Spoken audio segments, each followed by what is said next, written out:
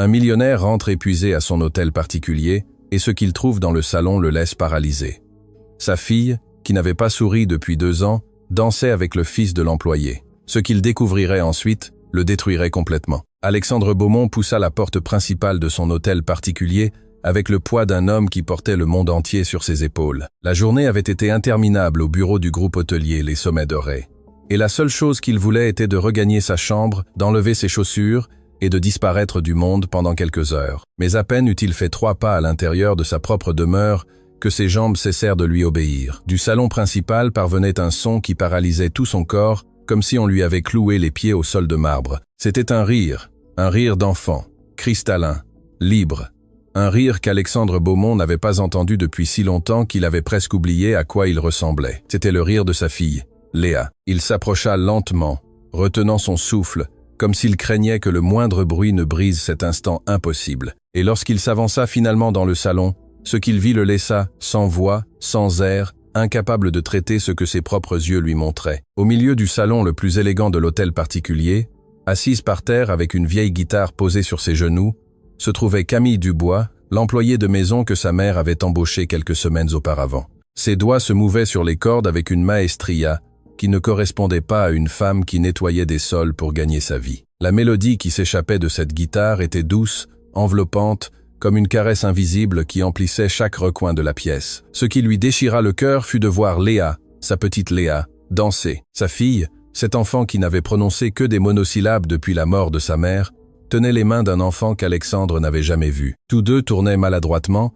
comme seuls les enfants savent le faire, avec cette grâce imparfaite plus belle que n'importe quelle chorégraphie professionnelle. Léa riait à gorge déployée, les yeux brillants, tout son corps vibrant d'une joie qui semblait avoir été enfermée pendant des siècles, attendant le moment exact pour exploser. Alexandre dut se retenir au cadre de la porte, car ses jambes tremblaient. Sa vue se brouilla, et il sentit quelque chose de chaud couler sur ses joues.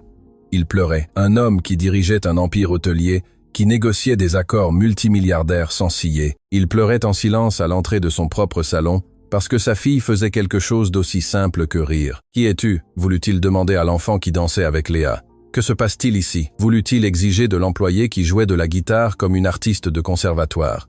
Mais les mots ne venaient pas. Il resta là, immobile, observant une scène qui semblait tirée d'un autre univers, d'une réalité où sa fille n'était pas brisée par la douleur. L'enfant qui dansait avec Léa devait avoir à peine un peu plus son âge. Il se mouvait avec cette énergie débordante de l'enfance, guidant Léa avec une tendresse surprenante, la faisant tourner avec soin, comme s'il savait instinctivement qu'elle était fragile et avait besoin d'être traitée avec délicatesse. « Encore, encore !» s'exclama Léa d'une voix qu'Alexandre reconnut à peine, car il ne l'avait pas entendu parler avec enthousiasme depuis si longtemps. Camille sourit et commença à jouer une nouvelle mélodie, un peu plus rapide cette fois, et les 2 enfants éclatèrent de rire en essayant de suivre le rythme avec leurs petits pieds. C'est alors que l'enfant remarqua la présence d'Alexandre dans l'embrasure de la porte.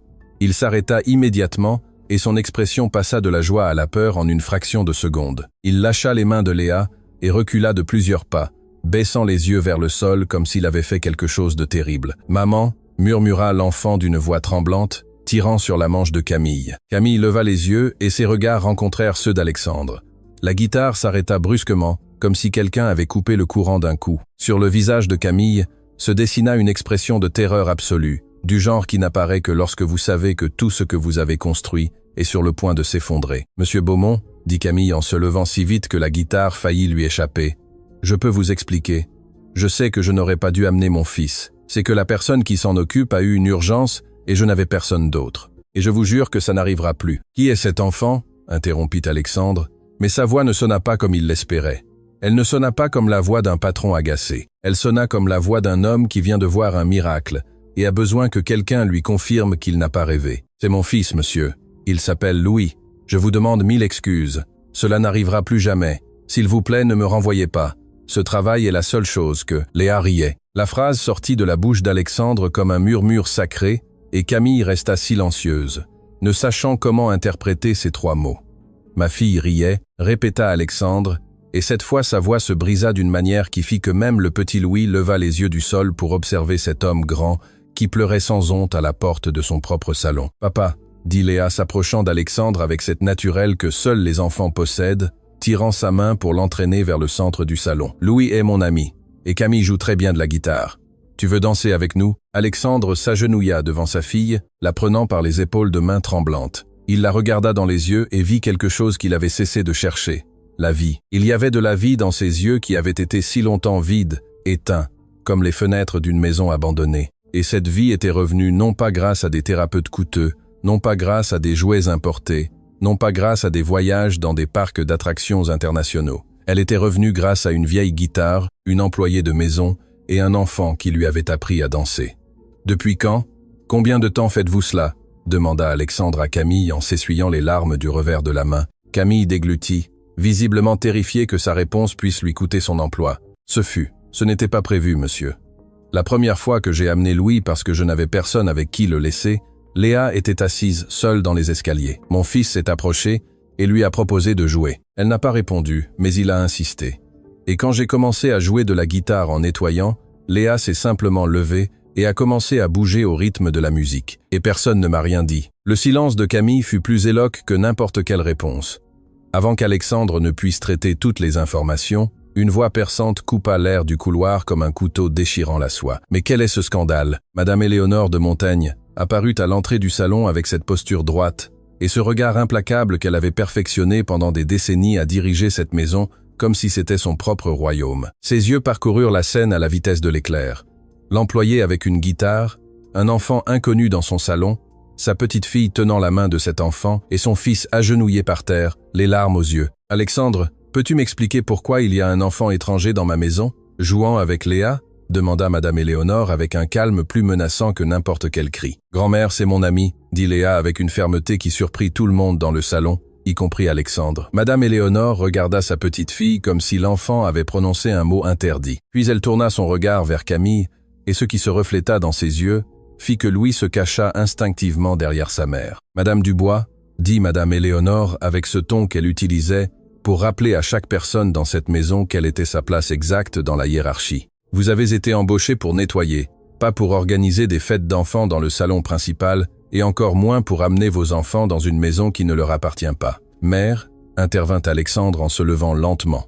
Léa riait. « Comprenez-vous ce que cela signifie ? Je comprends que ma petite fille a besoin d'une compagnie appropriée, pas celle d'eux. » Madame Éléonore s'arrêta avant de terminer la phrase. Mais le mal était fait. Tous dans le salon comprirent parfaitement ce qu'elle allait dire. Le petit Louis, derrière le dos de sa mère, leva les yeux et dit quelque chose qui laissa tout le salon dans un silence sépulcral. « Madame, je voulais juste jouer avec Léa parce qu'elle est toujours très triste. Ma maman dit que quand quelqu'un est triste, on lui donne la main et on ne la lâche pas tant qu'il n'a pas souri à nouveau. » Madame Éléonore ouvrit la bouche pour répondre, mais aucun mot n'en sortit. Pour la première fois depuis longtemps, quelqu'un l'avait laissé sans argument, et ce quelqu'un était un enfant qui lui arrivait à peine à la taille. « Cette conversation n'est pas terminée », dit finalement Madame Éléonore en s'adressant spécifiquement à Camille, avec un regard qui était une sentence silencieuse. « Demain matin, nous parlerons des conditions de votre emploi dans cette maison. » Et puis elle se retira, laissant derrière elle un lourd silence que personne n'osait briser. Alexandre regarda Camille, qui avait les yeux rougis, et serrait son fils contre sa poitrine, comme si elle craignait que quelqu'un ne le lui arrache. Puis il regarda Léa, qui avait de nouveau pris la main de Louis avec cette détermination silencieuse des enfants qui trouvent quelque chose de précieux et refusent de le lâcher. « Camille, » dit Alexandre d'une voix qui tentait de transmettre un calme qu'il ne ressentait pas. « Ne vous inquiétez pas de ce que ma mère a dit. Personne ne vous renverra. »« Mais, monsieur, personne !» répéta Alexandre avec fermeté. « Ce que vous et votre fils avez fait pour ma fille cette nuit.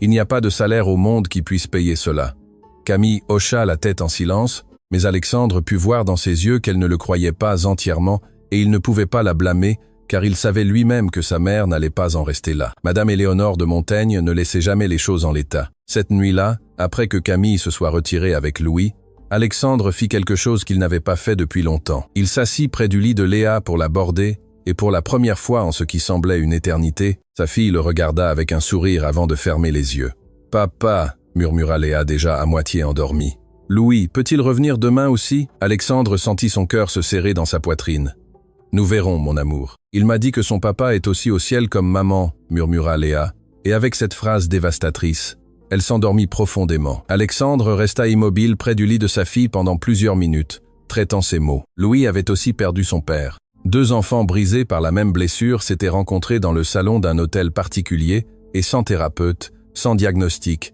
sans médicaments, Ils s'étaient mutuellement guéris avec quelque chose d'aussi primitif et puissant que se prendre par la main et danser. Mais pendant qu'Alexandre traitait cette découverte, dans un autre coin de l'hôtel particulier, Madame Éléonore décrochait son téléphone et composait un numéro qu'elle avait gardé pour des occasions spéciales. « Solange », dit-elle d'une voix glaciale, « j'ai besoin que tu viennes tôt demain.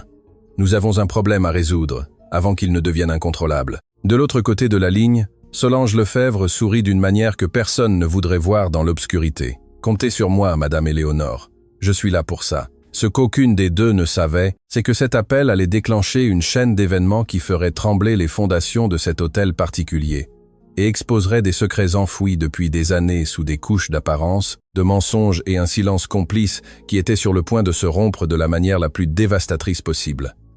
Le lendemain matin, Alexandre se réveilla avec une sensation étrange dans la poitrine. Ce n'était pas de l'angoisse, pas de l'inquiétude. C'était de la curiosité, une curiosité profonde qui le rongeait de l'intérieur, comme une flamme que quelqu'un avait allumée la veille et qui refusait de s'éteindre. Qui était vraiment Camille Dubois? Cette question l'accompagna tandis qu'il s'habillait, descendait les escaliers, prenait son café dans la salle à manger principale de l'hôtel particulier. Une femme qui nettoyait des sols ne jouait pas de la guitare de cette manière. Les doigts de Camille s'étaient mus sur les cordes avec la fluidité de quelqu'un qui avait dédié des années, peut-être des décennies, à maîtriser cet instrument. Il y avait quelque chose dans son histoire qui ne collait pas, une pièce manquante du puzzle. Et Alexandre Beaumont était un homme qui ne pouvait vivre avec des puzzles incomplets. Mais avant qu'il ne puisse organiser ses pensées, Solange Lefebvre était déjà assise dans la salle à manger, une tasse de thé entre les mains et un sourire qui semblait répéter devant le miroir. « Bonjour Alexandre », dit Solange avec cette familiarité qu'elle s'était auto-attribuée depuis que Madame Éléonore l'avait nommée gérante de la maison. « Ta mère m'a raconté ce qui s'est passé hier soir. Cela a dû être très inconfortable pour toi de te retrouver dans cette situation. » Alexandre la regarda par-dessus sa tasse de café. « Inconfortable ?» Ma fille a ri pour la première fois depuis des années. « Solange, ce n'était pas inconfortable.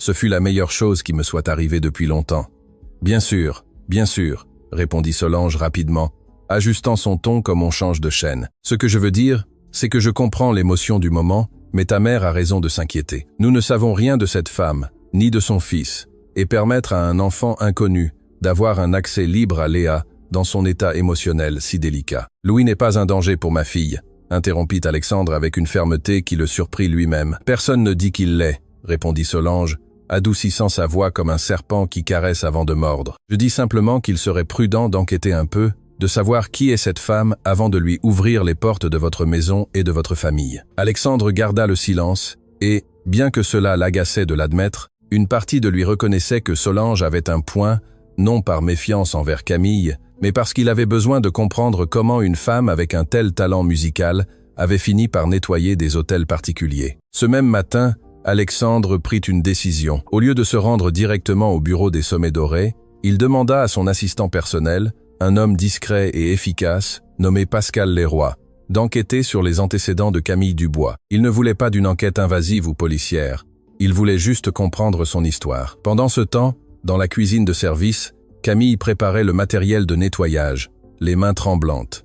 Elle n'avait pas dormi de la nuit. Les mots de Madame Éléonore tournaient dans sa tête comme une tornade menaçant de balayer le peu qu'elle avait réussi à construire. Ce travail était sa seule subsistance, la seule barrière entre elle et la rue, entre Louis et la faim. « Maman, ça va ?» demanda Louis, assis dans un coin de la cuisine avec un vieux cahier où il dessinait, attendant que sa mère termine ses premières tâches avant de le déposer à l'école communautaire du quartier. « Je vais bien, mon amour », mentit Camille avec cette capacité que les mères développent pour déguiser la peur avec des sourires. « Je suis juste un peu fatigué. La dame d'hier est fâchée parce que j'ai joué avec Léa ?» demanda Louis sans lever les yeux de son dessin, avec cette perception brutale des enfants qui ont appris à lire l'ambiance pour survivre.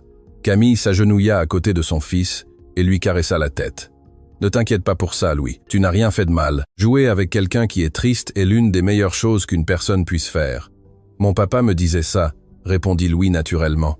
Comme on parle du temps. Il disait que la musique et l'amitié guérissent tout. Camille dut se retenir pour que son fils ne la voie pas pleurer. La mention de son mari ouvrait toujours une blessure qui ne se refermait jamais. Mais avant qu'elle ne puisse répondre, la porte de la cuisine s'ouvrit et apparut quelqu'un que Camille ne s'attendait pas à voir si tôt. Alexandre Beaumont se tenait à la porte de la cuisine de service, un endroit où il n'était probablement pas entré depuis des années. Sa présence y était si inhabituelle que même la cuisinière, Madame Colette laissa tomber la cuillère en bois qu'elle tenait. « Camille, pouvons-nous parler un instant ?» demanda Alexandre d'un ton qui se voulait désinvolte, mais qui trahissait de la nervosité. Camille se leva immédiatement, lissant ses vêtements de ses mains dans un geste involontaire. « Bien sûr, monsieur Beaumont, dans la bibliothèque si cela ne vous dérange pas, et vous pouvez amener Louis si vous voulez. » Camille et Louis suivirent Alexandre dans les couloirs de l'hôtel particulier jusqu'à la bibliothèque, une pièce immense, remplie d'étagères qui montaient jusqu'au plafond et qui sentait le bois ancien et les pages oubliées. Louis regardait tout avec des yeux énormes, comme s'il était entré dans un château de contes de fées.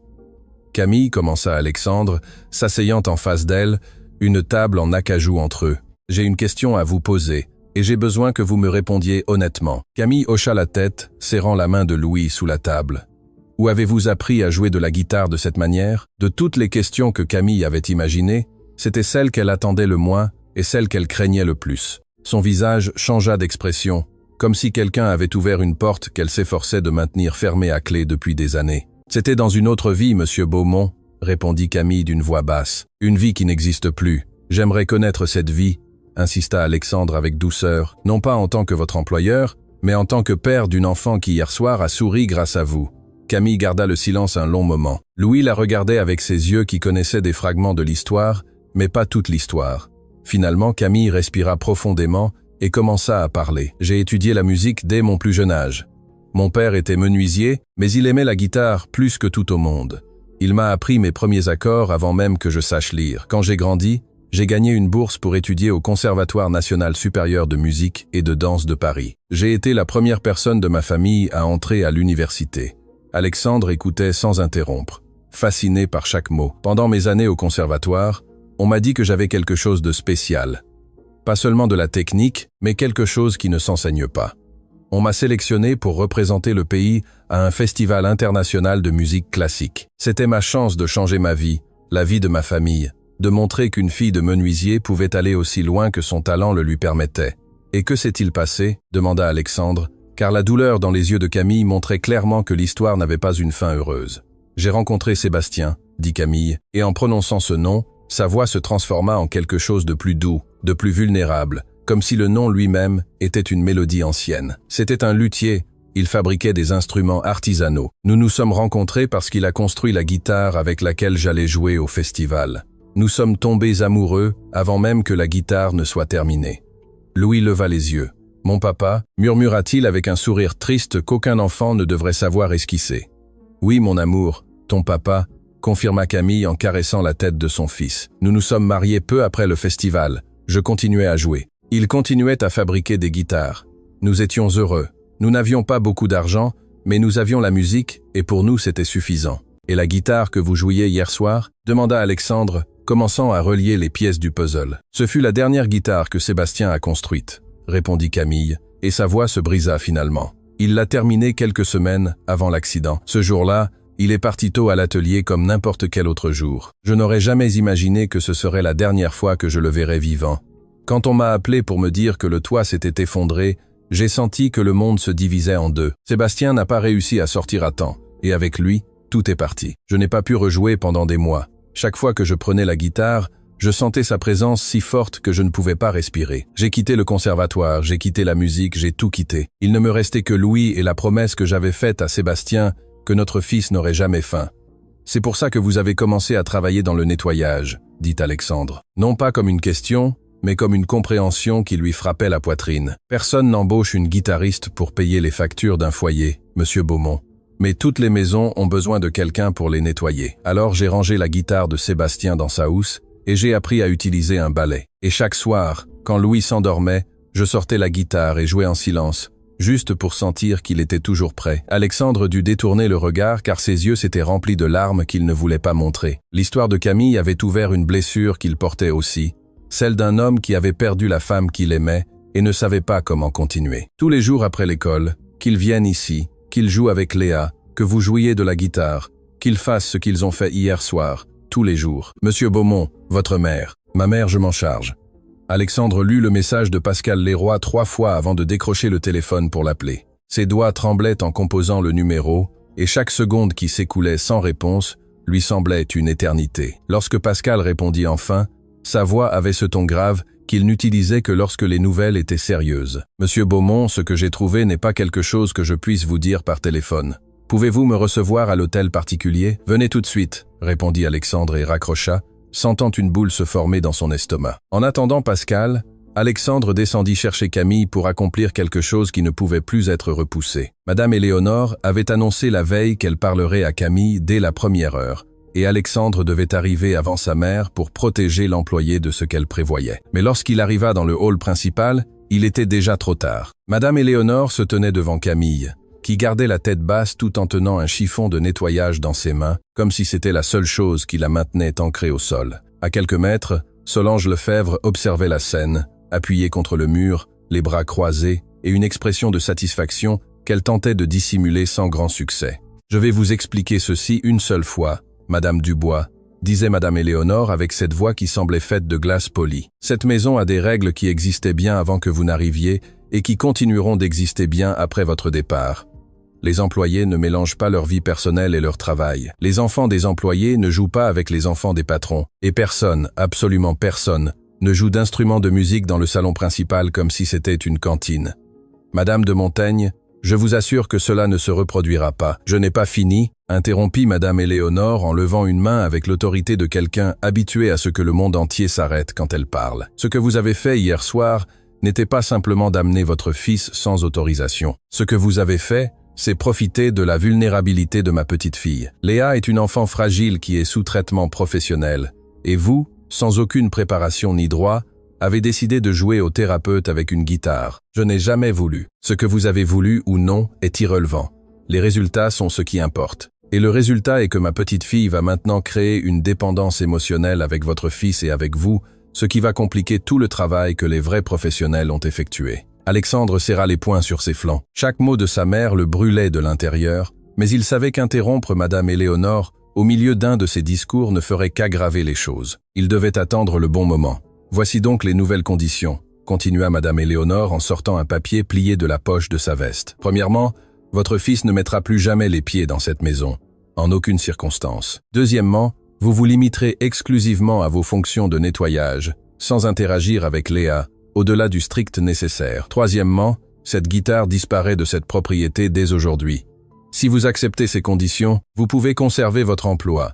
Si vous ne les acceptez pas, Solange a préparé votre indemnité. Solange hocha la tête de son coin, brandissant une enveloppe qui contenait effectivement des documents préparés à l'avance. Tout avait été calculé, orchestré comme une opération militaire conçue pour ne laisser aucune échappatoire. Camille leva les yeux pour la première fois depuis le début de la conversation, et Alexandre vit quelque chose dans ses yeux qui le déchira en deux. Ce n'était pas de la peur, ce n'était pas de la soumission. C'était la douleur de quelqu'un à qui on demande de renoncer à la dernière chose qui lui reste de la personne qu'il a aimée. Sa guitare, la guitare où vivait l'âme de Sébastien.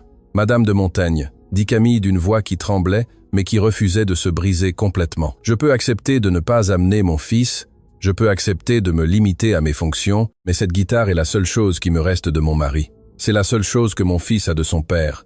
Je ne peux pas. Mère, ça suffit. La voix d'Alexandre coupa le salon comme un éclair qui fend un arbre centenaire. Tous se tournèrent vers lui.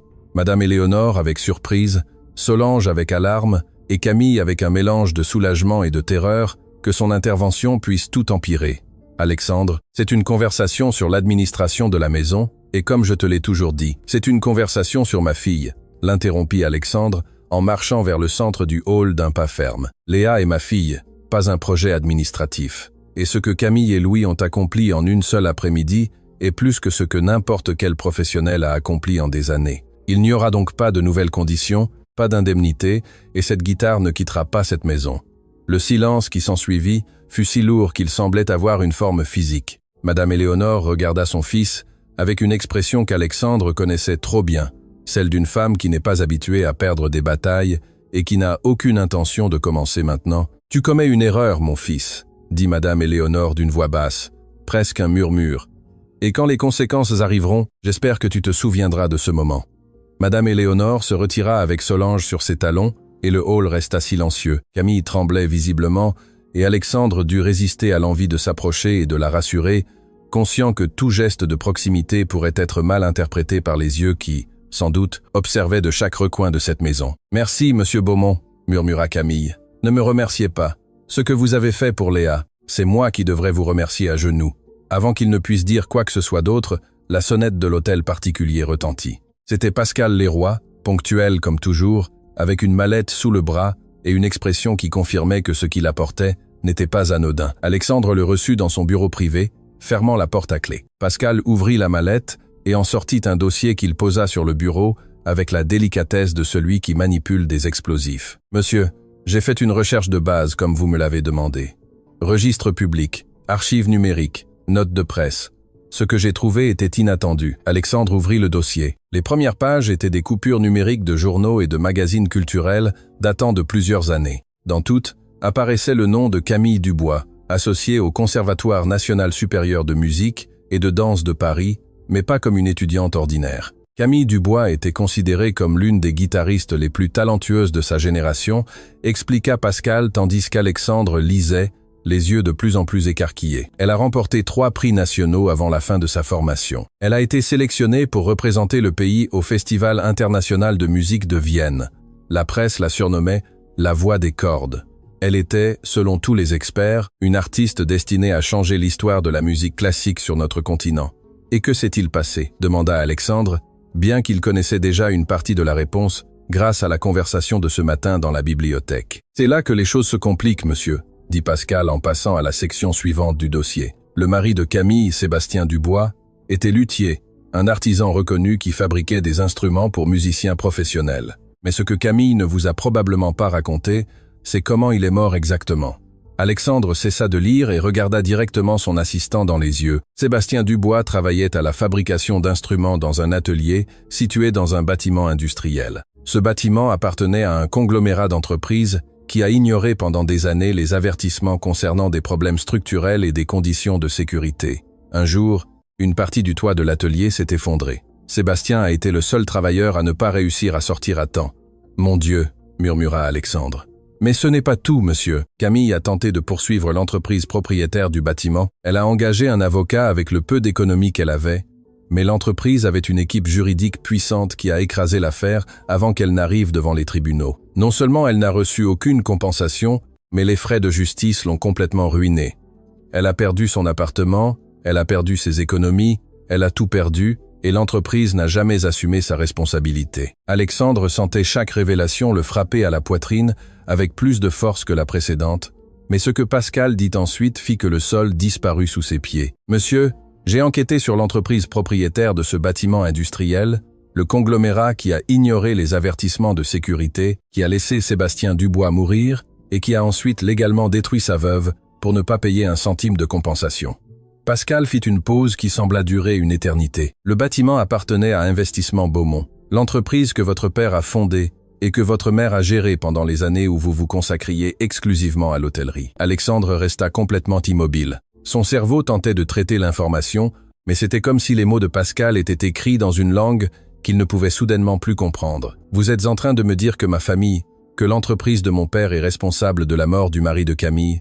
Je suis en train de vous dire qu'Investissement Beaumont était la propriétaire du bâtiment où Sébastien Dubois est mort et que l'équipe juridique qui a écrasé la plainte de Camille a été engagée et dirigée par une seule personne. Qui ? Madame Éléonore de Montaigne, votre mère. » Le monde cessa de tourner pour Alexandre à cet instant. Les murs de son bureau semblèrent se refermer sur lui tandis que son esprit tentait désespérément de relier les pièces d'un puzzle monstrueux. Sa mère avait embauché Camille quelques semaines auparavant. Sa mère qui voulait maintenant la renvoyer avec une telle urgence. Sa mère qui avait détruit la vie de cette femme auparavant sans que personne ne le sache. « Camille le sait ?» demanda Alexandre d'une voix faible. « C'est elle qu'elle travaille dans la maison de la famille qui a détruit sa vie ?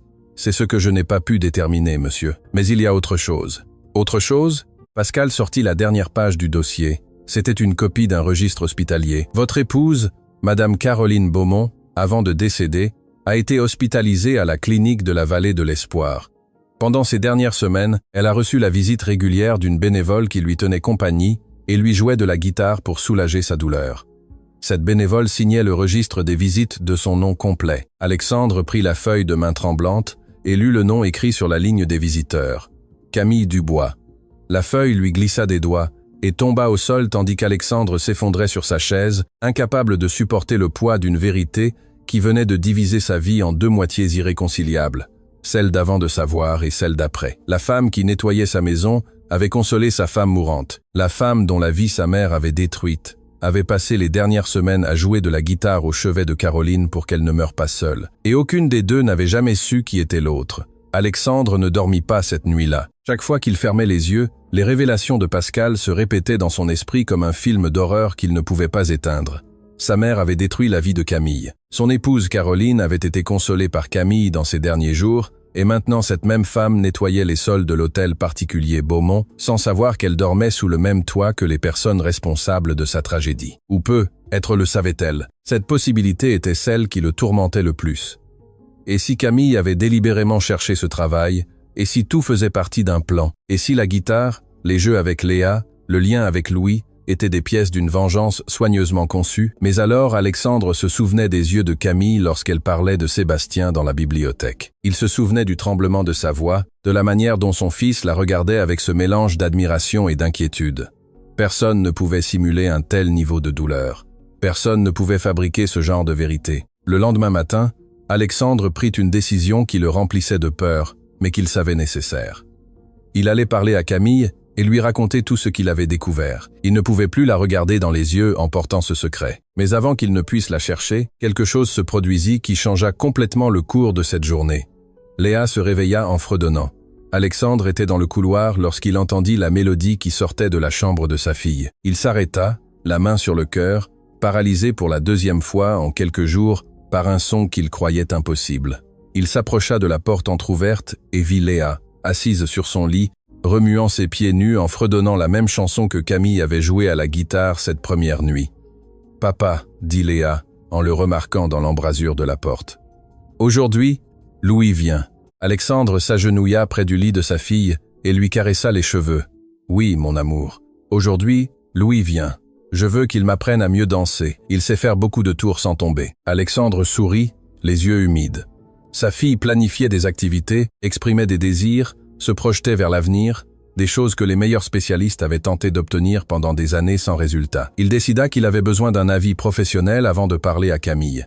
Il appela le docteur, Antoine Moreau, le pédopsychiatre qui traitait Léa depuis la perte de Caroline.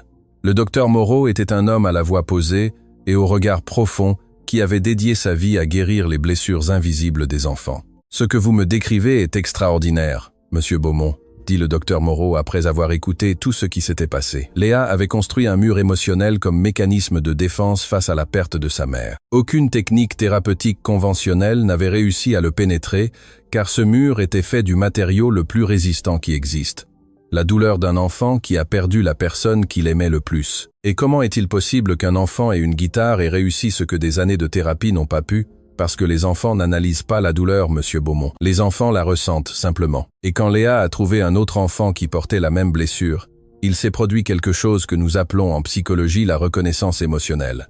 Louis n'a pas essayé de guérir Léa, il lui a simplement montré qu'elle n'était pas seule, et cela a suffi pour qu'elle décide pour la première fois que cela valait la peine de ressentir à nouveau. « Docteur, j'ai besoin que vous veniez à l'hôtel particulier. J'ai besoin que vous évaluiez Léa, et que vous me disiez exactement ce que nous devons faire pour ne pas ruiner ce progrès. Je serai là cet après-midi, confirma le docteur Moreau. Mais pendant qu'Alexandre organisait la visite du thérapeute, dans un autre coin de l'hôtel particulier, quelque chose de beaucoup moins noble se tramait. Solange Lefebvre avait passé la nuit entière à étudier la lettre qu'elle avait interceptée du Conservatoire national supérieur de musique et de danse de Paris. Le contenu de cette lettre était une bombe qui pouvait détruire Camille ou l'élever, selon qui la détonnerait et avec quelle intention. La lettre informait Camille que le conservatoire avait lancé un programme spécial de réintégration pour les anciens élèves talentueux qui avaient abandonné leurs études pour des circonstances extraordinaires. Le programme comprenait une bourse complète, l'accès à des professeurs internationaux et la possibilité de reprendre sa carrière musicale exactement où elle l'avait laissée. Le conservatoire non seulement se souvenait de Camille Dubois,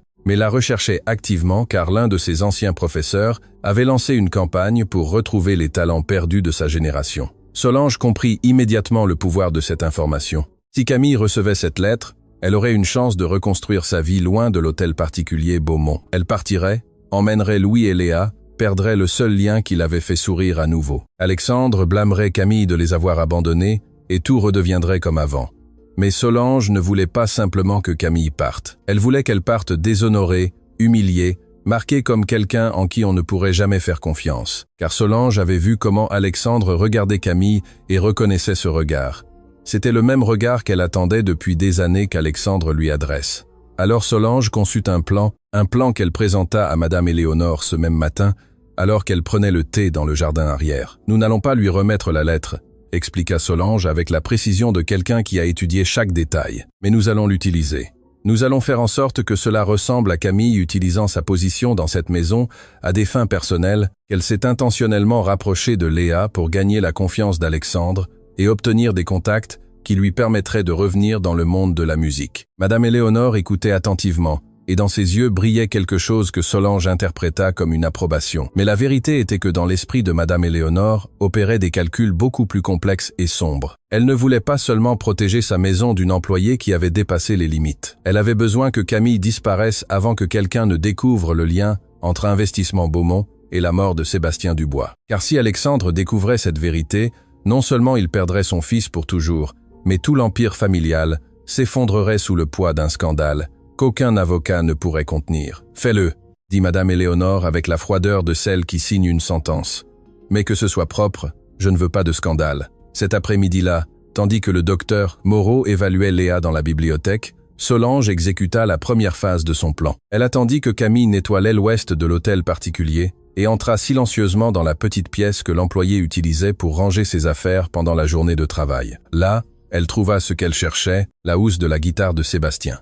Solange ouvrit la housse avec soin et y plaça un objet qui ferait s'écrouler tout le monde de Camille. Un bracelet de diamant qui appartenait à Madame Éléonore, une pièce ancienne, familiale, inestimable, le genre d'objet dont la disparition provoquerait une enquête immédiate et dont la découverte dans les affaires d'une employée ne laisserait aucune place au doute. Elle referma la housse, la laissa exactement comme elle l'avait trouvée et quitta la pièce avec la même discrétion qu'elle y était entrée. Le bracelet serait déclaré manquant ce soir-là. La recherche mènerait inévitablement aux affaires de Camille, et quand ils ouvriraient cette housse devant Alexandre, il n'y aurait aucune explication possible pour sauver la guitariste. Pendant ce temps, dans la bibliothèque, le docteur Moreau terminait son évaluation de Léa avec des résultats qui laissèrent Alexandre sans voix. « Votre fille a connu une avancée émotionnelle que je qualifierais d'extraordinaire », dit le docteur en revoyant ses notes avec une expression de véritable étonnement. Non seulement elle a retrouvé la capacité d'exprimer des émotions positives, mais elle développe de nouveaux liens affectifs, quelque chose qui, il y a quelques semaines, semblait complètement impossible. Et que me recommandez-vous, docteur? De ne rien changer du tout. La connexion de Léa avec cet enfant et avec la musique de Camille est thérapeutique à un niveau que la science commence à peine à comprendre. Interrompre ce lien maintenant serait comme arracher une plante qui vient de germer après des années de sécheresse. Alexandre hocha la tête, et à ce moment-là, il décida que ni sa mère, ni Solange, ni personne au monde n'allait séparer Léa des personnes qui avaient réussi à lui rendre la vie. Mais la vie a une manière cruelle de mettre à l'épreuve nos déterminations au moment exact où nous croyons être les plus forts. Ce soir-là, après que Camille ait terminé sa journée et se soit préparée à se retirer avec Louis, la voix de Madame Éléonore résonna dans tout le rez-de-chaussée de l'hôtel particulier, comme une alarme qui glace le sang. Mon bracelet, le bracelet de ma mère a disparu. En quelques minutes, tout l'hôtel particulier se mit en branle. Madame Éléonore exigea que chaque pièce, chaque recoin, chaque affaire soit fouillée. Solange dirigeait la recherche avec une efficacité suspecte, orientant subtilement le personnel vers l'aile où Camille rangeait ses affaires. Alexandre observait la scène avec un mauvais pressentiment qui lui tordait les entrailles. Quelque chose ne collait pas. Sa mère avait porté ce bracelet des centaines de fois et ne l'avait jamais perdu. Pourquoi justement maintenant? Mais avant qu'il ne puisse intervenir, l'une des employées qui participait à la recherche s'approcha de Solange avec une expression embarrassée. « Mademoiselle Lefebvre, nous avons trouvé quelque chose dans la chambre de Madame Dubois. » Le silence qui tomba sur l'hôtel particulier fut sépulcral. Tous les regards se tournèrent vers Camille, qui se tenait près de la porte principale, Louis à la main, prête à rentrer chez elle. Son visage reflétait une confusion absolue, celle de quelqu'un qui ne comprend pas pourquoi tout le monde la regarde soudainement comme si elle avait commis un crime impardonnable. Solange se dirigea vers la chambre de Camille et revint, tenant la housse de la guitare ouverte. À l'intérieur, brillant sous les lumières du hall comme une accusation silencieuse, se trouvait le bracelet de diamant de Madame Éléonore. « Non » murmura Camille, secouant la tête en reculant d'un pas. « Ce n'est pas possible, je n'ai jamais. Les preuves parlent d'elles-mêmes » décréta Madame Éléonore avec une froideur qui aurait pu geler le soleil. Alexandre regardait la scène, sentant son cerveau traiter 1000 possibilités par seconde. La guitare de Sébastien, Ils avaient mis le bracelet dans la guitare de Sébastien. Pas dans un sac, pas dans un tiroir, mais dans l'objet le plus sacré que Camille possédait. Et c'était exactement ce qui n'avait pas de sens, car aucune personne qui cache quelque chose de volé ne le range à l'unique endroit qu'elle sait protéger de sa vie. Quelqu'un avait mis ce bracelet là, quelqu'un qui savait exactement ce que cette guitare signifiait pour Camille et qui avait choisi cette cachette exprès pour que l'accusation soit plus dévastatrice, plus personnelle, plus impossible à réfuter. Et tandis qu'Alexandre parvenait à cette conclusion, le petit Louis lâcha la main de sa mère, fit un pas en avant et, d'une voix tremblante mais ferme d'un enfant qui a vu trop d'injustice pour rester silencieux, dit quelque chose qui laissa toutes les personnes présentes clouées sur place. « Ma maman ne mettrait jamais rien dans cette guitare. Cette guitare est à mon papa. C'est la chose la plus importante que nous ayons. Si quelqu'un a mis ça là, c'est quelqu'un qui veut faire du mal à ma maman. Et je sais que dans cette maison, il y a des gens qui ne nous veulent pas ici. » Les yeux de Louis, sans pointer personne spécifiquement, parcoururent le hall avec une clarté qui fit frissonner même Madame Éléonore. Et Solange, pour la première fois depuis qu'elle avait conçu son plan parfait, ressentit quelque chose qu'elle n'avait pas anticipé, la peur. La peur d'un enfant qui venait de dire la vérité la plus dangereuse de toutes.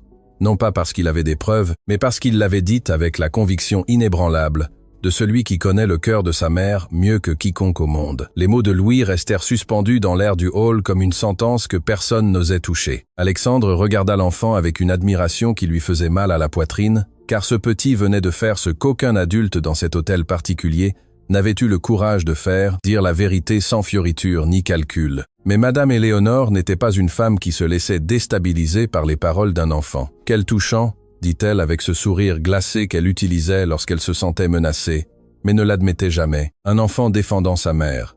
C'est naturel, c'est compréhensible, mais les sentiments n'effacent pas les preuves. Le bracelet était dans vos affaires, Madame Dubois. C'est un fait que quelqu'un a fabriqué, répondit Alexandre en faisant un pas en avant, s'interposant entre sa mère et Camille comme un bouclier humain.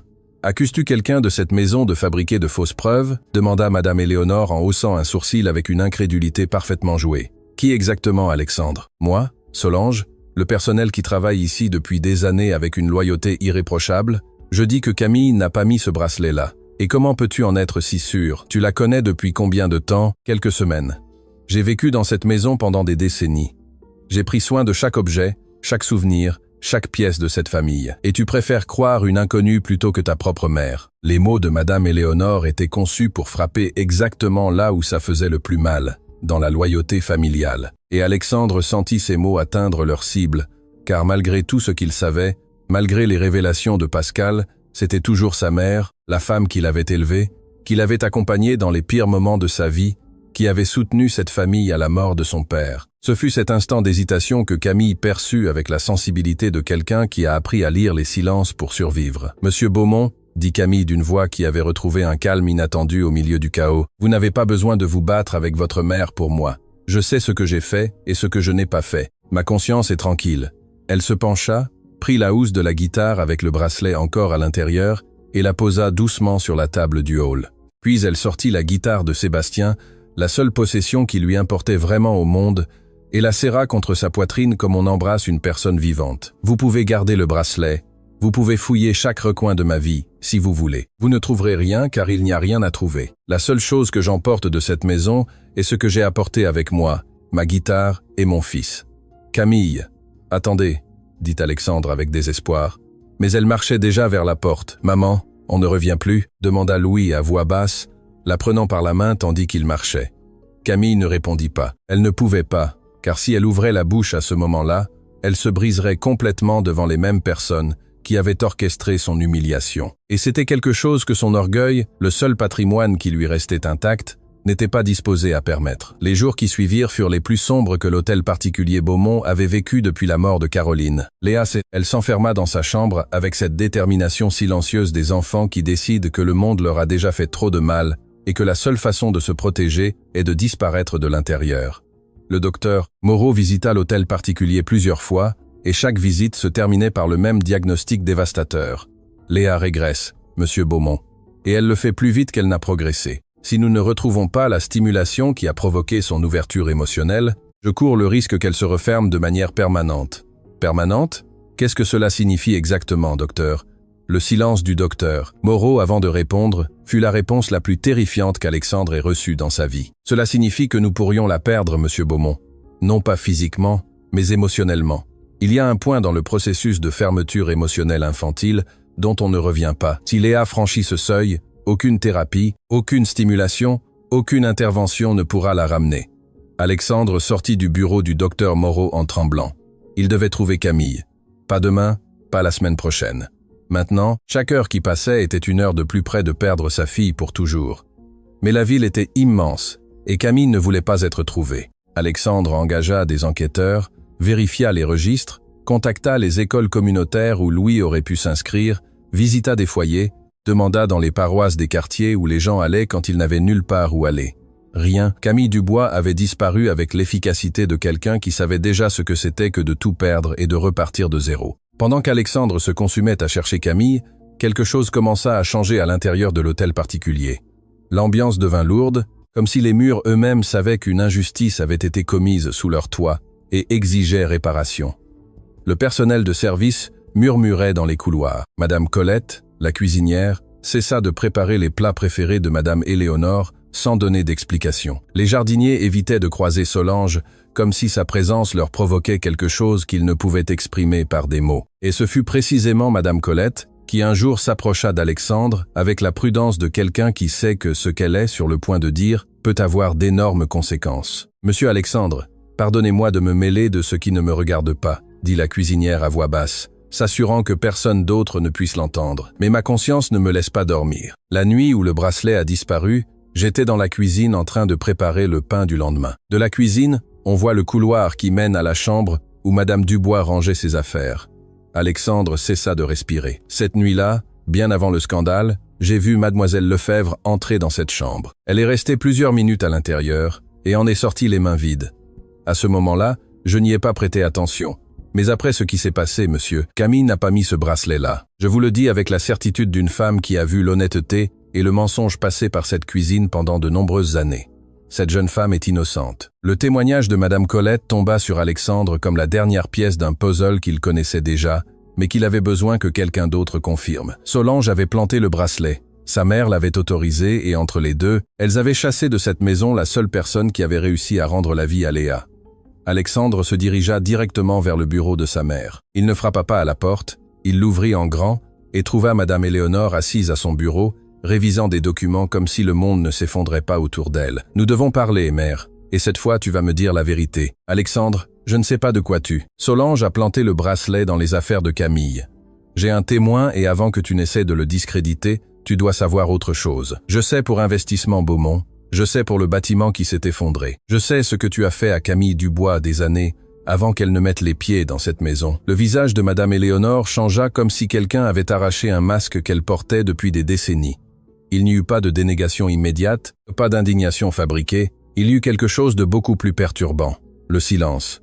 Un silence qui admettait tout, sans prononcer un seul mot. Et il y a quelque chose que tu ne sais pas non plus, mère. Quelque chose qui me déchire l'âme de devoir te dire. Quoi ?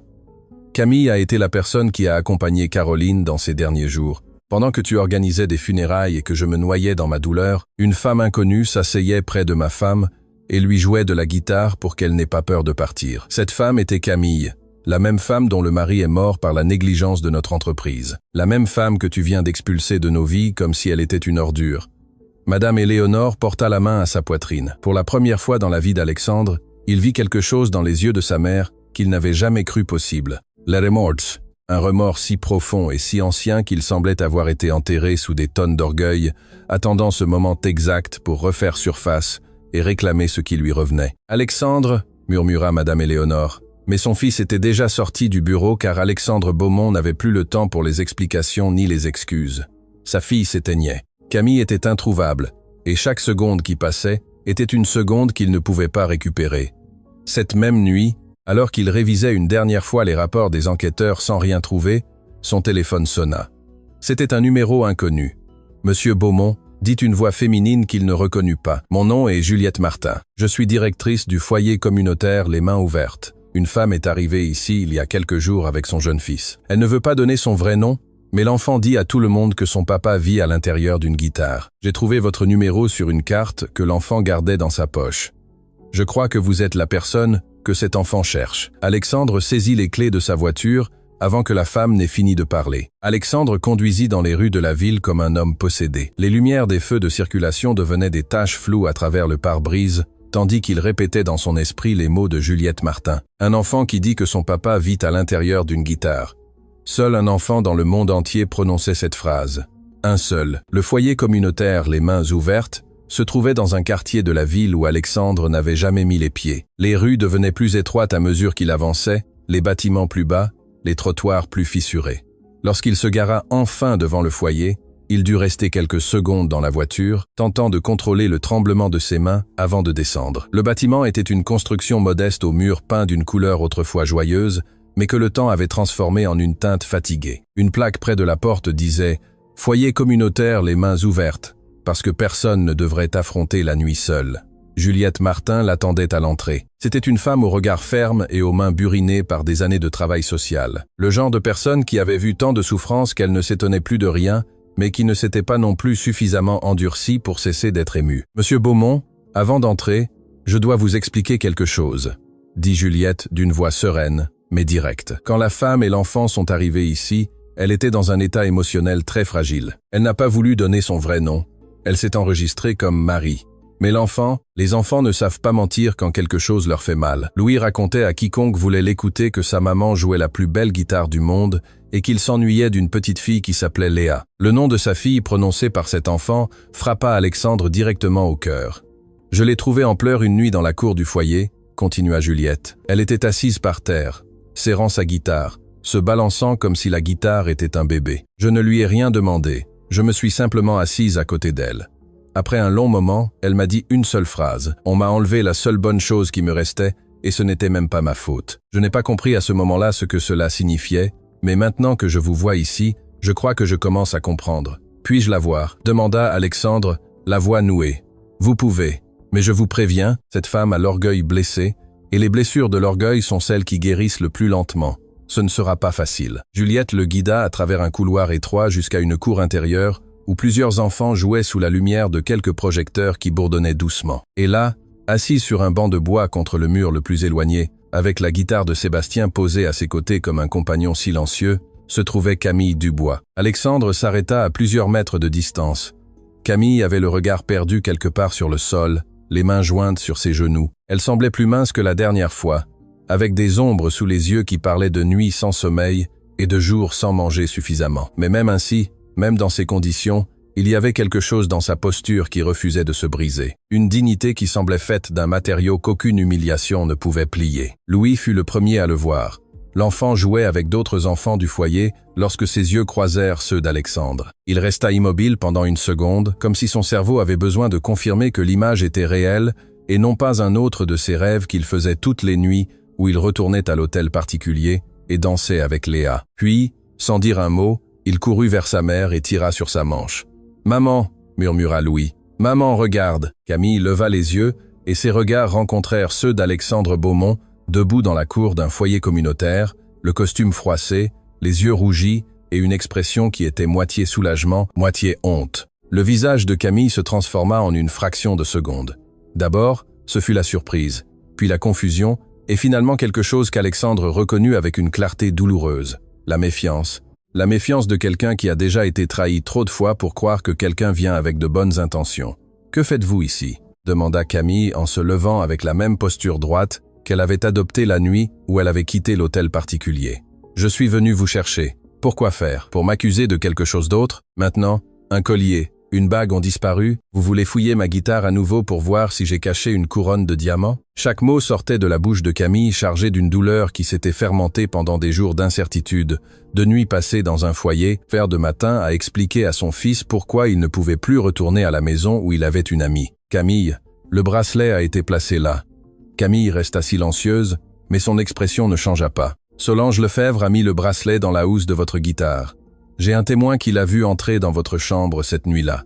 Tout était un piège orchestré pour vous faire quitter la maison. Et pourquoi devrais-je vous croire ?» répondit Camille avec un calme plus dévastateur que n'importe quel cri. « Votre mère m'a humilié devant toute la maison. Elle m'a traité comme une délinquante devant mon fils. Et vous, monsieur Beaumont, vous êtes resté là, debout, à douter. J'ai vu comment les mots de votre mère vous ont fait douter, J'ai vu ce moment dans vos yeux, cet instant où vous avez envisagé la possibilité que je sois coupable. Et cet instant, ce seul instant de doute, a fait plus mal que tout le reste réuni. Alexandre reçut ces mots comme des coups de poing qu'il savait mériter. Camille avait raison. Il avait douté pendant une fraction de seconde. Il avait permis à la voix de sa mère de peser plus lourd que ce que ses propres yeux avaient vu, plus lourd que ce que son propre cœur savait être vrai. « Vous avez raison », dit Alexandre, sans tenter de se défendre. « J'ai douté et je me déteste pour ça, mais je suis ici maintenant, et je ne suis pas venu seulement pour vous dire que vous êtes innocente. Je suis venu parce que je dois vous raconter quelque chose que j'ai découvert, quelque chose que vous méritez de savoir, même si cela me détruit de le dire. » Camille le regarda, les yeux plissés, comme quelqu'un qui évalue si cela vaut la peine d'ouvrir une porte qui pourrait cacher une autre trahison. Quoi? Alexandre respira profondément. Ce qu'il était sur le point de dire pourrait faire que Camille le haïsse pour toujours. Cela pourrait détruire toute possibilité qu'elle revienne. Mais il avait appris trop tard être que la vérité était la seule chose qui pouvait guérir les blessures que les mensonges avaient causées. Votre mari Sébastien, l'atelier où il travaillait, le bâtiment qui s'est effondré, ce bâtiment appartenait à une entreprise de ma famille, Investissement Beaumont. Ma mère gérait cette entreprise pendant ces années. C'est elle qui a ordonné à l'équipe juridique de bloquer votre plainte après la mort de Sébastien. Le silence qui s'ensuivit ne fut pas un silence normal. Ce fut un silence qui avait du poids, de la texture, de la température, un silence que l'on pouvait toucher et qui brûlait. Camille recula d'un pas comme si les mots d'Alexandre étaient une force physique qui la poussait. Ses yeux se remplirent de larmes qui refusaient de tomber, retenues par une volonté qui avait appris à ne pas se briser en public. Sa bouche s'ouvrit, mais aucun son n'en sortit. Ses mains commencèrent à trembler d'une manière qui fit que Louis lui prit les doigts avec ses deux petites mains, sans comprendre ce qui se passait, mais sachant instinctivement que sa mère en avait besoin. « Vous êtes en train de me dire, » commença Camille d'une voix à peine audible, « que Sébastien est mort à cause de votre famille, que j'ai tout perdu, ma carrière, ma maison, ma vie entière, parce que votre mère a décidé qu'il était moins cher de me laisser ruiner que d'assumer la responsabilité, et qu'après tout cela, j'ai fini par nettoyer les sols de la maison des mêmes personnes qui ont détruit mon monde? Oui, vous le saviez quand vous m'avez embauché, n'est-ce pas? Je l'ai découvert après. Ma mère est celle qui vous a embauché, et maintenant je comprends qu'elle l'a fait précisément parce qu'elle ne voulait pas que quiconque de l'extérieur se souvienne de l'affaire. En vous ayant prêt, elle contrôlait la situation. Camille ferma les yeux. Les larmes trouvèrent finalement leur chemin le long de ses joues, silencieuses, constantes, comme une rivière qui rompt un barrage qui retenait trop depuis des années. « Il y a autre chose ?» dit Alexandre et sa propre voix se brisa en prononçant les mots suivants. « Mon épouse Caroline, avant de décéder, a passé ses dernières semaines à la clinique de la Vallée de l'Espoir. Une bénévole la visitait tous les jours et lui jouait de la guitare pour soulager sa douleur. Cette bénévole, c'était vous, Camille. Vous avez accompagné mon épouse dans ces derniers jours et aucune des deux n'a jamais su qui était l'autre. » Camille ouvrit brusquement les yeux. Son expression passa de la douleur à l'incrédulité, de l'incrédulité à quelque chose qui n'avait pas de nom dans aucune langue, une émotion si complexe et si profonde qu'elle semblait contenir des siècles d'histoire humaine en un seul instant. « Caroline », murmura Camille, la femme de la chambre du fond, celle qui me demandait de jouer cette berceuse tous les après-midi parce qu'elle disait que ça lui rappelait sa fille. Alexandre ne put répondre. Les larmes lui firent perdre la bataille, et il s'effondra sur le banc où Camille était assise quelques instants auparavant, se couvrant le visage de ses mains, tandis que son corps était secoué de sanglots qui venaient d'un endroit si profond qu'il semblait lui arracher des morceaux d'âme. « Je chantais pour Léa », continua Camille, et maintenant elle aussi pleurait sans retenue. Caroline me parlait de sa fille tous les jours. Elle me disait que c'était la plus douce des petites filles au monde, qu'elle avait un rire qui pouvait illuminer n'importe quelle pièce. Elle m'a demandé que si un jour la vie me mettait face à un enfant triste, je lui joue cette chanson. Parce que cette chanson avait le pouvoir de guérir toute douleur. « La chanson que vous avez jouée à Léa cette nuit-là dans le salon », murmura Alexandre en levant les yeux. « C'était la chanson de Caroline, la chanson que mon épouse m'a apprise pour sa fille, sans savoir qu'un jour je finirais par la lui jouer. » Louis regardait sa mère et Alexandre sans comprendre entièrement ce qui se passait, mais sachant avec cette intuition sacrée de l'enfance que quelque chose de très grand se brisait et se reconstruisait en même temps dans cette cour de foyer. « Monsieur Beaumont », dit Camille en s'essuyant les larmes du revers de la main. « Je ne savais pas qui vous étiez quand j'ai accepté le travail.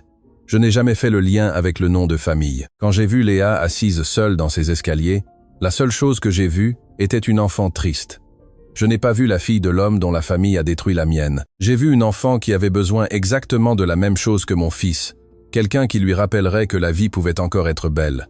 Et maintenant que vous savez tout, demanda Alexandre avec une peur sincère dans la voix. Maintenant que vous savez qui nous sommes, ce que nous avons fait, ce que ma mère vous a fait, pouvez-vous nous pardonner ?» Camille regarda son fils, qui tenait toujours ses doigts avec ses petites mains qui ne comprenaient pas les noms de famille, ni les entreprises, ni les poursuites judiciaires. Puis elle regarda la guitare de Sébastien appuyée contre le mur, attendant en silence comme toujours. « Sébastien m'a appris quelque chose que je n'ai jamais oublié », dit Camille d'une voix ferme malgré les larmes. « Il m'a dit que la musique existe pour transformer la douleur en quelque chose de beau, que si l'on reste piégé dans le ressentiment, la guitare cesse de sonner. Et je ne peux pas permettre que cette guitare cesse de sonner, Monsieur Beaumont, car le jour où elle cessera de sonner, j'aurai perdu Sébastien pour toujours. » Alexandre comprit à ce moment-là que Camille ne disait pas qu'elle pardonnait.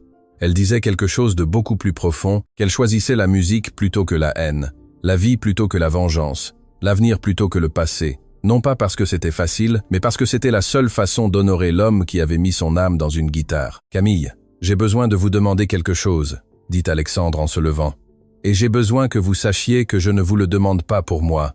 Je vous le demande pour Léa. » Ma fille s'éteint à nouveau. Le docteur dit que si elle ne retrouve pas le lien qu'elle avait avec Louis, nous pourrions la perdre émotionnellement de façon permanente. Léa a besoin de Louis, et elle a besoin de votre musique. La musique que Caroline lui a laissée sans le savoir. Camille regarda Louis. L'enfant qui avait entendu le nom de Léa leva les yeux, qui s'illuminèrent comme deux étoiles s'allumant au milieu de la nuit la plus sombre. « Maman, » dit Louis d'une voix qui pouvait désarmer des armées, « Léa a besoin de moi. » Et avec ces trois mots, un enfant décida du destin de deux familles que la vie avait frappées, séparées, détruites, et qui maintenant, dans la cour d'un foyer communautaire, avaient l'occasion de se reconstruire ensemble avec le seul matériau qui ne s'épuise jamais, l'amour qui survit à tout. Le chemin du retour à l'hôtel particulier fut le plus silencieux qu'Alexandre ait jamais vécu. Camille était sur le siège arrière avec Louis endormi sur ses genoux, épuisé par les émotions d'une nuit qui avait été trop grande pour son petit corps. La guitare de Sébastien occupait le siège passager comme s'il s'agissait d'un passager de plus, comme si elle avait droit d'être là. Camille n'avait pas dit qu'elle pardonnait, elle n'avait pas dit qu'elle revenait pour toujours, elle avait seulement dit « Je viens pour Léa ». Et Alexandre comprit que pour l'instant, c'était suffisant. C'était plus qu'il ne méritait. Lorsque la voiture s'arrêta devant l'hôtel particulier, il était presque 2 heures du matin. Les lumières du rez-de-chaussée étaient allumées, chose inhabituelle à cette heure. Alexandre descendit le premier et ouvrit la porte principale s'attendant à trouver la maison endormie. Mais la maison ne dormait pas. Dans le hall, assise sur une chaise, le dos droit et les mains croisées sur les genoux, se trouvait Madame Éléonore de Montaigne. À ses côtés, debout contre le mur, l'expression nerveuse, se tenait Solange Lefebvre et devant les deux, avec une tablette à la main et l'air de préférer être n'importe où ailleurs dans le monde, se tenait Pascal Leroy. « Monsieur, » dit Pascal en voyant Alexandre entrer, « votre mère a demandé à vous parler ce soir. Elle a insisté pour vous attendre. » Alexandre regarda sa mère avec prudence, mais quelque chose avait changé chez Madame Éléonore. Ce n'était pas la femme de glace qui donnait des ordres et attendait une obéissance aveugle. C'était quelque chose de différent, quelque chose qu'Alexandre n'avait pas vu depuis qu'il était un tout petit enfant et que sa mère savait encore pleurer. La vulnérabilité. Puis Madame Éléonore vit Camille entrer derrière Alexandre avec Louis endormi dans ses bras et la guitare en bandoulière. Les deux femmes se regardèrent un instant qui contenait des années de douleur compressées en un seul croisement de regard. Camille ne baissa pas les yeux, Madame Éléonore non plus. Mais ce fut Madame Éléonore qui parla la première, et ce qu'elle dit fit même retenir son souffle à Pascal. « Madame Dubois, asseyez-vous, s'il vous plaît. » Ce « s'il vous plaît » sortit de la bouche de Madame Éléonore comme si elle avait dû arracher chaque lettre d'un endroit profond et rouillé de son intérieur, un endroit où les mots gentils avaient été stockés pendant des décennies sans usage. Camille s'assit avec Louis toujours endormi contre sa poitrine. Alexandre resta debout à côté d'elle, ne sachant à quoi s'attendre. « Après que mon fils soit parti ce soir, » commença Madame Éléonore d'une voix basse. « Je suis resté seul dans mon bureau, et pour la première fois depuis longtemps, je me suis regardé dans le miroir. Je n'ai pas aimé ce que j'ai vu. Le silence dans le hall était absolu. Même Solange n'osait pas respirer fort. Quand mon mari est mort et m'a laissé en charge de ses affaires, j'étais une femme qui ne connaissait rien au monde des affaires. J'ai appris vite parce que je n'avais pas d'autre choix. Mais ce que j'ai appris, c'était à protéger ce qui nous appartenait à tout prix. Chaque décision que j'ai prise était pour maintenir cette famille à flot, pour qu'Alexandre ait un avenir, pour que le nom Beaumont continue de signifier quelque chose. Et dans ce processus, je suis devenu quelqu'un qui a cessé de voir des personnes et a commencé à ne voir que des menaces. Madame Éléonore fit une pause. Ses yeux étaient humides, quelque chose qu'Alexandre n'avait pas vu même aux funérailles de son père. Quand le bâtiment d'investissement Beaumont s'est effondré et que votre mari est décédé, Madame Dubois, un rapport est arrivé à mon bureau avec votre nom. Vous étiez une ligne dans un document légal, un problème à résoudre, un risque à neutraliser. Je ne me suis jamais arrêté pour penser que derrière ce nom, il y avait une femme avec un fils, avec des rêves brisés, avec une guitare qui était la seule chose qui lui restait de la personne qu'elle aimait. Je vous ai effacé de mes dossiers et j'ai continué comme si de rien n'était. Camille écoutait sans bouger, les larmes coulant silencieusement sur les cheveux de Louis. Et quand je vous ai embauché pour travailler ici, je l'ai fait parce que votre nom est apparu sur une liste de candidats et quelque chose en moi, quelque chose que je n'ai pas voulu examiner, m'a dit qu'en vous ayant prêt, je pouvais m'assurer que le passé reste enterré. Ce fut un acte de lâcheté déguisé en contrôle. Madame Éléonore se leva lentement avec une difficulté qui n'était pas physique, mais émotionnelle, comme si le poids de ses propres mots lui pliait le dos. Je ne vais pas vous demander pardon car je sais qu'il y a des choses qui ne peuvent pas être pardonnées avec des mots. Mais je vais faire quelque chose que j'aurais dû faire il y a longtemps. Elle se tourne vers Solange, qui était pâle comme le marbre du hall. Solange, c'est toi qui as placé le bracelet dans les affaires de Madame Dubois. Madame Colette t'a vu entrer dans la chambre cette nuit-là, et c'est toi qui as intercepté une lettre du Conservatoire national supérieur de musique et de danse de Paris, adressée à Camille, une lettre qu'elle n'a jamais reçue parce que tu as décidé qu'elle ne la méritait pas. Solange ouvrit la bouche pour se défendre, mais Madame Éléonore leva la main avec cette autorité qui, cette fois, n'était pas destinée à opprimer, mais à corriger. Je n'ai pas besoin d'explications. J'ai besoin que tu remettes la lettre tout de suite et que demain matin tu récupères tes affaires. Ton temps dans cette maison est terminé. Solange regarda Alexandre cherchant un quelconque secours. Une intervention qui la sauverait, mais les yeux d'Alexandre étaient fixés sur sa mère, et ce qu'il reflétait n'était ni le triomphe ni la satisfaction. C'était quelque chose qui ressemblait à l'étonnement d'un fils qui découvre que sa mère peut encore le surprendre. Les mains tremblantes, Solange sortit de sa veste une enveloppe froissée et la posa sur la table du hall. Puis, sans dire un mot, elle se dirigea vers la porte et disparut dans la nuit. Personne ne l'arrêta, personne ne la renvoya. Son départ fut aussi silencieux que l'avaient été toutes ses manipulations, sauf que cette fois le silence ne cachait pas de poison, mais la défaite. Madame Éléonore prit l'enveloppe et la tendit à Camille. « Ceci vous appartient. » Camille prit la lettre de doigts tremblants, l'ouvrit lentement, lut son contenu, et ce qui se dessina sur son visage fut quelque chose qu'aucune personne dans cette pièce n'oublierait jamais. L'espoir. Un espoir pur, inattendu, aussi fragile et puissant que la première note d'une guitare restée silencieuse pendant des années. « C'est une bourse », murmura Camille. « Le conservatoire veut que je revienne. Ils veulent que je termine ce que j'ai commencé. Et vous le ferez, » dit Madame Éléonore avec une fermeté qui surprit tout le monde. Investissement Beaumont financera chaque dépense que cette bourse ne couvrira pas. Logement pour vous et votre fils, matériel, transport, tout. Non pas comme une charité, mais comme la dette que cette famille vous doit et qui est restée trop longtemps impayée. Alexandre regarda sa mère et pour la première fois depuis des années, il sentit que la femme qui l'avait élevé, la femme qui existait avant que le monde des affaires ne l'endurcisse, était de retour, pas complète, pas parfaite, mais présente. Et c'était un début. Camille tenait la lettre contre sa poitrine, comme si c'était un trésor récupéré du fond de l'océan. Mais avant qu'elle ne puisse répondre, un son fit que tout le monde dans le hall tourna la tête vers les escaliers, de petits pas, pieds nus, descendant marche après marche avec cette prudence des enfants qui se lèvent au milieu de la nuit, en suivant un instinct qu'ils ne peuvent expliquer. Léa apparut au pied des escaliers, les cheveux en bataille et les yeux plissés par le sommeil. Mais ses yeux s'ouvrirent complètement lorsqu'elle vit ce qu'il y avait dans le hall, ou plus précisément, qui il y avait dans le hall. « Louis » murmura Léa. L'enfant qui s'était réveillé avec le mouvement leva la tête des genoux de sa mère et regarda vers les escaliers. Léa.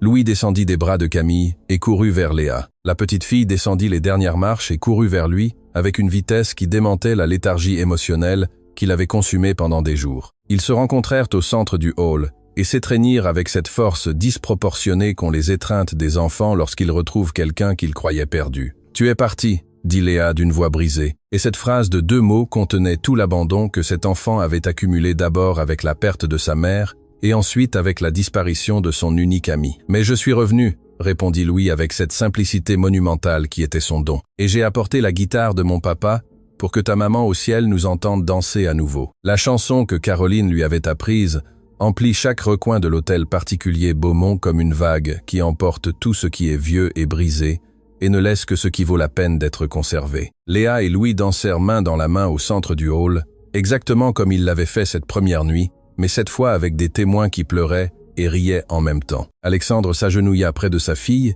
et elle le tira pour qu'il danse avec eux. Madame Éléonore, debout, soutenue par la main d'un enfant qui lui enseignait quelque chose, qu'aucune affaire ni aucune fortune n'avait pu lui enseigner, se balançait doucement au rythme d'une mélodie qui guérissait tout ce qu'elle touchait. Quelques semaines plus tard, Camille retourna au Conservatoire national supérieur de musique et de danse de Paris. Son retour fut une nouvelle dans les cercles musicaux du pays et son ancienne professeure, en la voyant jouer la guitare de Sébastien lors de la première classe, dit quelque chose qui deviendrait une légende. La technique s'enseigne, mais ce que Camille a en elle ne s'apprend pas. Ça se souffre, ça se vit et ça se transforme en musique. Louis s'inscrivit dans la même école que Léa. Les deux devinrent inséparables, un couple d'enfants qui avait appris avant la plupart des adultes que les blessures partagées guérissent plus vite que les blessures cachées. Madame Éléonore, quelque temps après, créa une fondation au nom de Sébastien Dubois, dédiée à garantir des conditions de sécurité au travail pour les artisans et les travailleurs indépendants. Elle ne l'annonça pas dans la presse,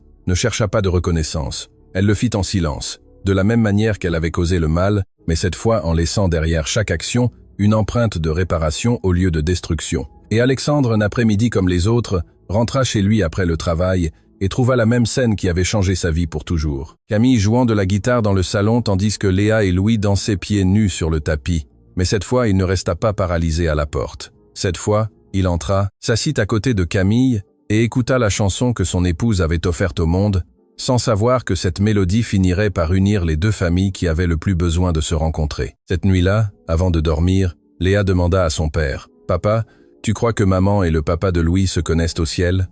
Alexandre sourit, les yeux humides. « J'en suis sûr, mon amour, et je suis sûr qu'ils dansent. » Léa ferma les yeux avec un sourire qui illuminait plus que toutes les lumières de cet hôtel particulier réuni. Et quelque part dans l'univers, une berceuse continuait de sonner, jouée par une guitare qui contenait l'âme d'un homme qui avait tenu sa promesse. Tant que ses cordes vibreraient, il ne partirait jamais tout à fait. Il y a des instruments qui sont fabriqués avec du bois et des cordes, mais il y en a d'autres, les plus précieux, qui sont fabriqués avec l'amour, avec la perte, avec la décision inébranlable de transformer la douleur en la plus belle mélodie que le monde ait jamais entendue. Et cette guitare, la dernière guitare de Sébastien Dubois, n'a jamais cessé de sonner,